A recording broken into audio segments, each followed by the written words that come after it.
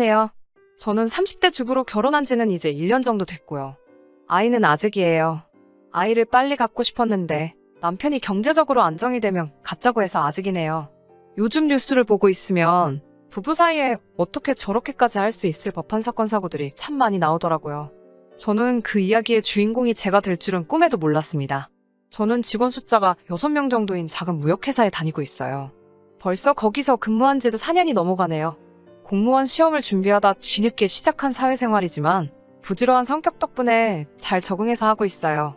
지금의 남편과는 사회생활을 막 시작했을 무렵 직장인 독서동호회에서 만났어요. 독서동호회라곤 하지만 토론을 하거나 하는 건 아니었고요. 종이로 된 책을 좋아하는 사람들이 만나서 가볍게 커피도 마시고 책도 서로 빌려 읽는 정도의 모임이었어요. 10명 남짓의 동호회에서 남편은 회비를 관리하는 사람이었어요. 돈 관리가 깔끔하고 투명했고 거기에 성실하기까지 한 남편을 저를 포함한 모든 회원들은 신뢰하게 되었어요. 하지만 모임 시작 후 2년이 지나고 절반 가까운 사람들이 먼 곳으로 이사를 가거나 이직을 하게 되면서 모임도 결국 해체되고 말았습니다. 당시 저와 남편은 그나마 20분 거리의 직장에서 각자 근무하고 있었기 때문에 계속 연락을 주고 받았고요. 그렇게 자연스럽게 연인으로 발전했네요. 제가 그동안 봐온 남편은 매사알뜰하고 꼼꼼한 사람이었기에 저는 그를 이상적인 남편감으로 생각했어요. 그 흔한 술이나 담배에 돈을 쓰는 것 같지도 않았고 브랜드 옷이나 신발을 걸치진 않았어도 깨끗한 사람인 게 보였거든요. 물론 가끔 연애하면서 특별한 곳에 가고 싶을 때도 있었고 분위기를 내고 싶은 순간도 있었기에 서운한 적도 덜어 있었지만요. 그런 기색을 느낄 때면 남편은 늘 언젠가 자리를 잡고 그때에도 늦지 않는다며 저를 다독였습니다. 저는 그 말을 믿었고요.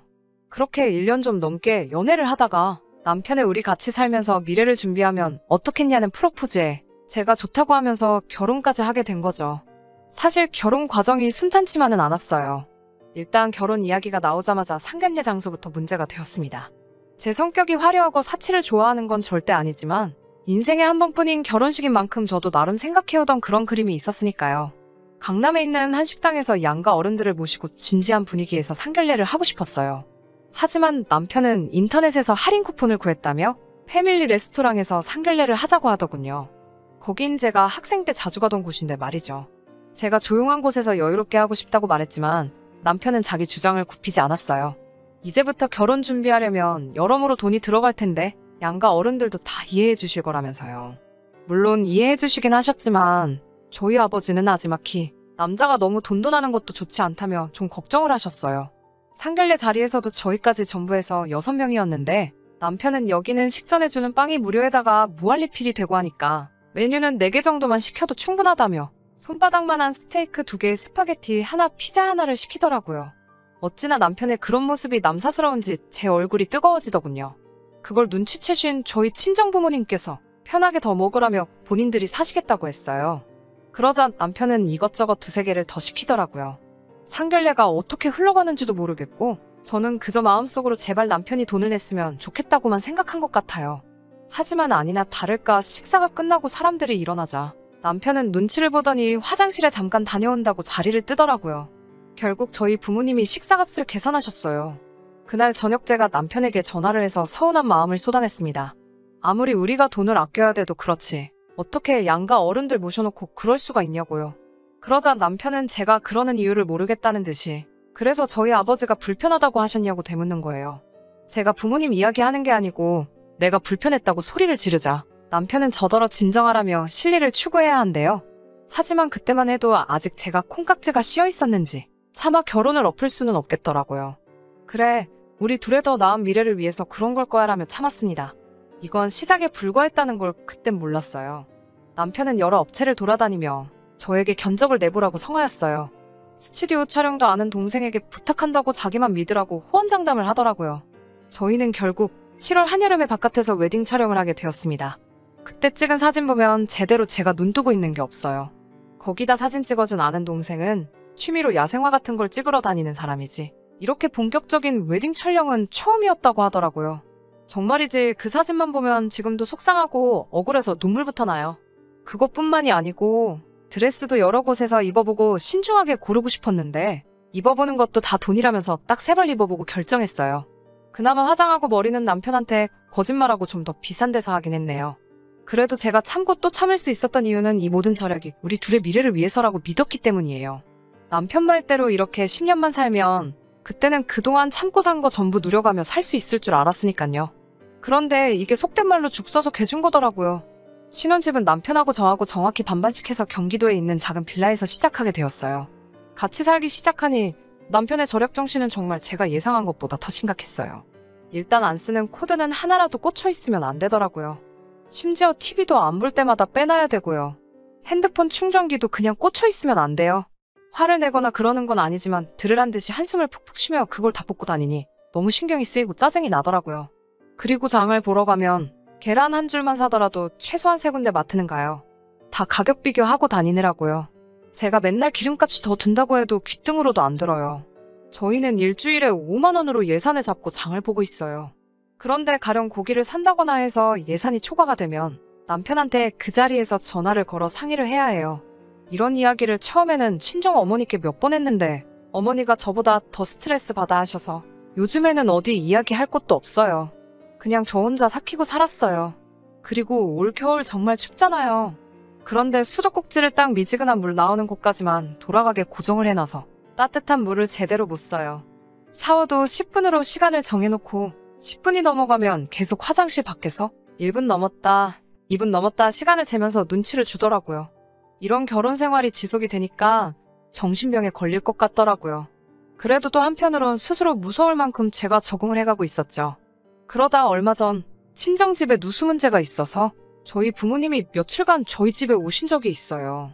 제가 남편한테 어른들 감기라도 드시면 고생하시니까 빨리 수도꼭지 풀어놓으라고 난리를 쳐서 부모님이 따뜻한 물로 샤워는 하실 수 있었어요.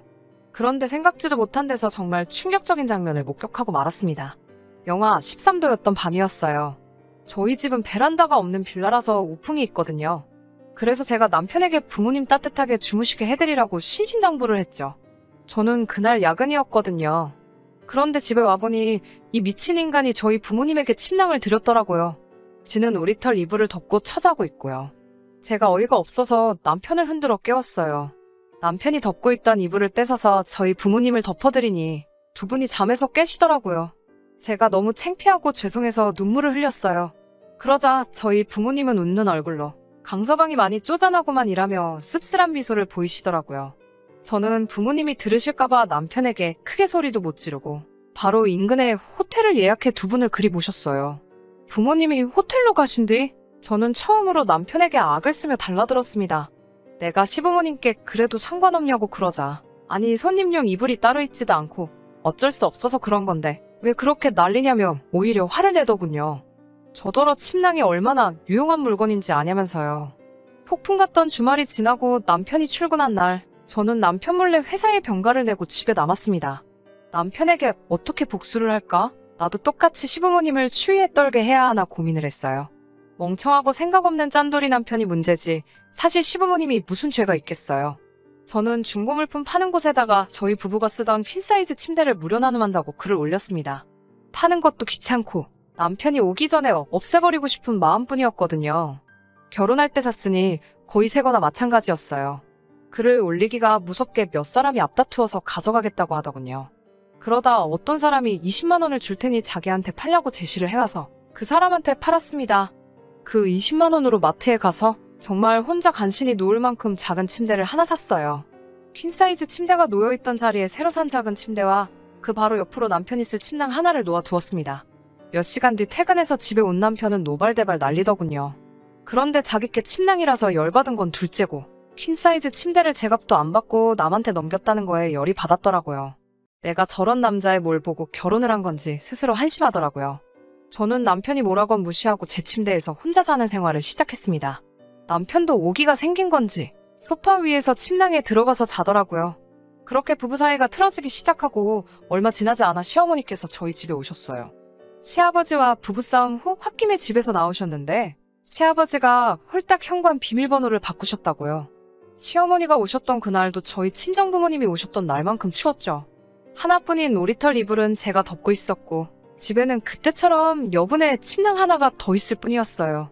남편은 저에게 빨리 오리털 이불을 내놓으라고 난리더군요. 저는 이건 손님용이 아닌데 이걸 어떻게 드리냐면 남편이 했던 그대로 말했어요. 일부러 시어머니 들으라는 식으로 제 목소리를 낮추려고 하지도 않았고요. 그렇게 투닥대고 있으니 제가 한 말을 듣고 예상한 대로 시어머니께서 저에게 뭐라고 한 말씀 하시더라고요. 그래서 제가 남편이 저희 부모님에게 했던 일을 그대로 말씀드렸어요. 그제서야 어머님도 아무 말씀 못하시고 남편에게 남자라는 게 그렇게 쫌생이 마냥 왜 그러고 사냐며 한심하고 쪽팔린다고 뭐라 하시더군요. 그러면서 저에게 미안하다고 없이 키운 것도 아닌데 왜 저러는지 모르겠다고요. 저는 시어머니의 사과에도 불구하고 어른 공경할 줄 모르고 돈 몇 푼 때문에 시간 낭비를 일삼는 멍청한 남편과는 더 이상 살고 싶지가 않더라고요. 그래서 조금은 충동적으로 남편에게 이혼하자고 얘기했어요. 사실 이때 남편이 저에게 진심으로 사과했으면 이혼 도장까지는 찍지 않았을 수도 있어요. 그런데 남편이 또 이혼도 돈 드는 거 모르냐며 왜 돈쓰리를 자꾸 만드냐고 한숨을 쉬더라고요. 그 한숨을 들으니 제 이성의 끈이 끊어지는 것 같더군요. 그 다음날 이혼 전문 변호사를 만나 물으니 이런 것도 이혼 사유가 될 수 있고 남편의 귀책 사유가 될 수 있다고 하더라고요. 그런데 그 변호사 말이 진짜 짠돌이들은 이혼도 돈 생각하느라 못하니까 그 점을 무기로 잘 생각해서 써먹어보라고 하더라고요. 그래서 남편과 이혼하기 전에 일단 재산적 가치가 있는 건 조금씩 정리를 하려고요. 정말 개거품 물 때까지 집안 물건 하나씩 헐값에 정리하려고 합니다. 들어주셔서 감사합니다.